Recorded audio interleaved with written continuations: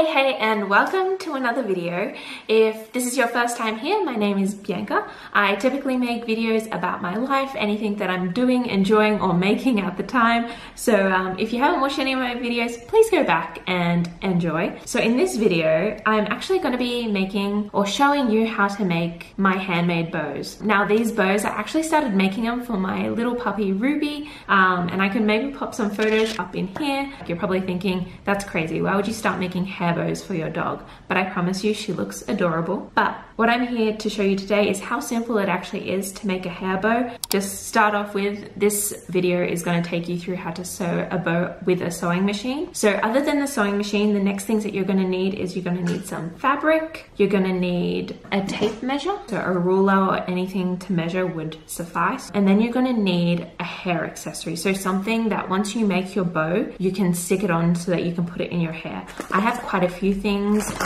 You can use a baby nylon headband, you can tie your bow on that. Probably my most popular would be an alligator clip, like so. Or you're going to need a barrette clip. Barrette clips are probably not as popular because they can get stuck in the hair. A barrette clip, you squeeze it and it pops out. Alternatively, if you don't have any of those, you can also just tie your bow to a hair tie, which is a very simple option. And that's basically all you need. Okay, so now that you know what we need to make these bows, we're going to get into actually cutting out the bow and then into sewing the bow. So as you'll see, I actually have a pattern already made. This is because I actually make hundreds of these bows. I'm just going to put the measurements of my pattern down in the description below, but it's a really simple pattern. So now we're going to grab our fabric. We'll grab this lovely leopard print. See, you don't need a lot of fabric at all. So the first step that I'm going to do is I'm actually going to fold this in half so that I'm cutting on the seam. Now, in order not to waste fabric, I'm just folding the amount that I need. So the width here is 3.5 centimeters. You can go ahead and measure that if you have a tape measure. So I've just gone and folded my fabric. So you have a top seam here and it's open here. You're gonna go and measure across the top here, 13 inches or 33 centimeters. Your width here should be 3.5 centimeters. And then what you're gonna do is you're gonna cut it. So I'll quickly measure. I won't use my pattern so that you know what I'm doing here. The number for inches is a lot bigger for you to see on camera, so I'm just gonna show you 13 inches and I'm gonna cut down to the edge where we folded. So you can see I've cut the fabric there. That length is now 13 inches. So I'm just going to cut along this edge because as we did before when we folded it, we already measured that that's 3.5 centimeters in width. Now we've got our little fabric for our bow. That's 33 centimeters long and 3.5 centimeters wide. And if we open it up, you can see it's just a big rectangle. The next thing that I'm going to do, just because I like doing it, you don't need to do it, I'm going to fold this in half and I'm going to cut my slants. This does not need to be precise at all.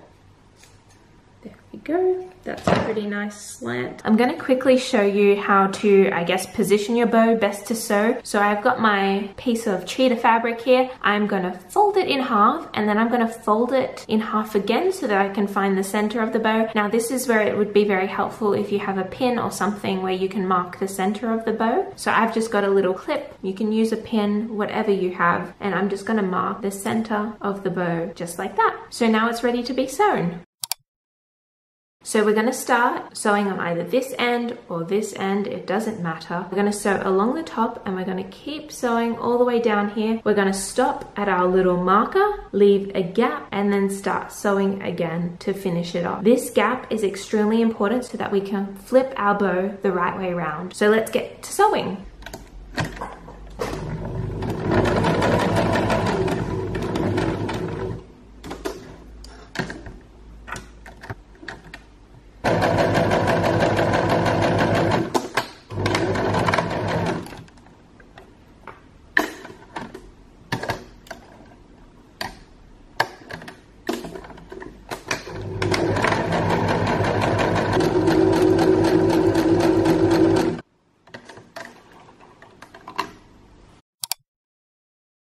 So now we've finished sewing. As you saw when I was sewing, we left a little gap here And that's very, very useful because that's how we're about to flip this bow the right way around. Now I find that the easiest way to do this is to get a chopstick, get a paintbrush, get a pencil, something like that to help you flip this the right way around. I'm just going to kind of poke in the end like that and get my paintbrush and feed it through, and then I'm going to poke it through the hole that I left in the center. Hopefully that makes sense so that we can flip this the right way. It's already poked through the hole, and you should be able to just pull like that.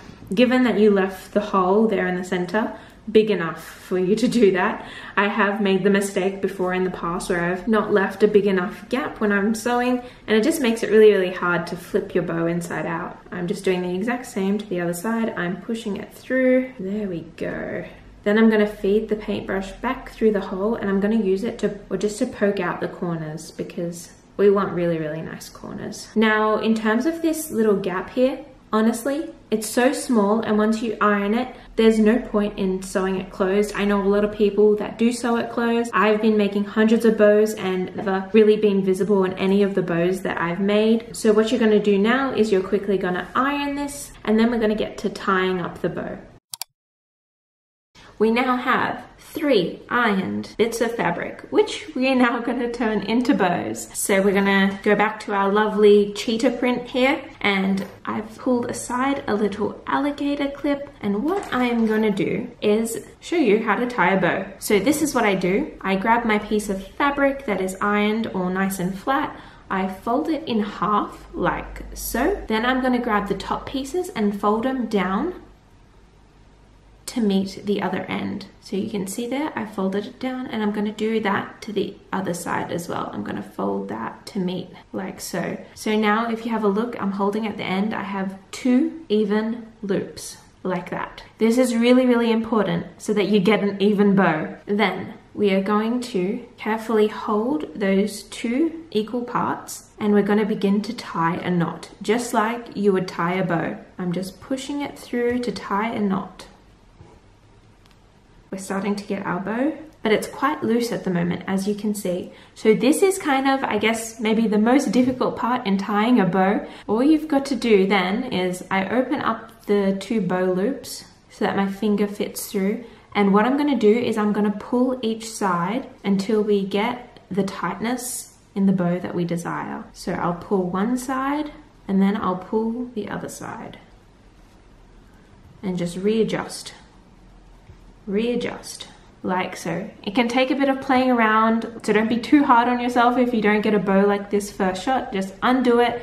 You can even re-iron it and try again. Then once I have my bow like this, you can see on the back here, I'm going to open up my alligator clip. So on your alligator clip, you have the big side, which has the teeth on it, and you have this little underside. I'm going to use this little underside of the alligator clip and poke it through the back of the bow. Pick whichever side you want, and I'm just going to thread it through into the bow like that. And it's that simple. Now, if you're sticking this in a toddler's hair, even a dog's hair, look, I would stick it in Ruby's hair, my little toy poodle, just like this, and it would stay.